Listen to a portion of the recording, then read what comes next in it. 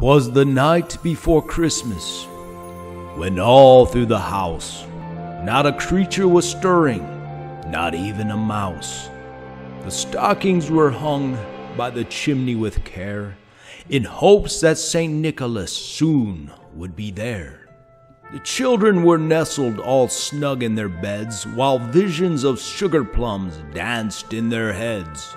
And Mama in her kerchief and I in my cap had just settled down for a long winter's nap, when out on the lawn there arose such a clatter, I sprang from my bed to see what was the matter.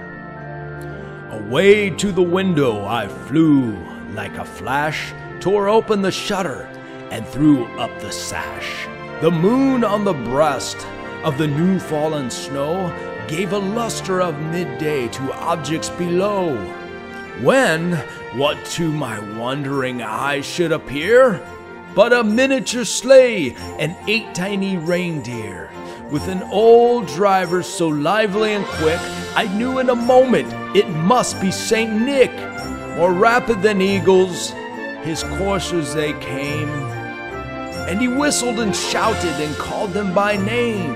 Now Dasher, now Dancer, now Prancer and Vixen, O Comet, on Cupid, on Donner and Blitzen, to the top of the porch, to the top of the wall.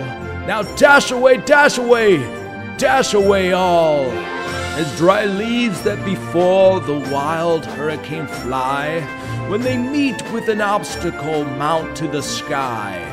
So up to the housetop the coursers they flew, with a sleigh full of toys and St. Nicholas too.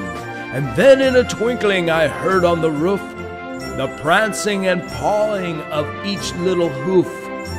As I drew in my head and was turning around, down the chimney St. Nicholas came with a bound. He was dressed all in fur from his head to his foot, and his clothes were all tarnished with ashes and soot. A bundle of toys he had flung on his back, and he looked like a peddler just opening his pack. His eyes, how they twinkled, his dimples, how merry.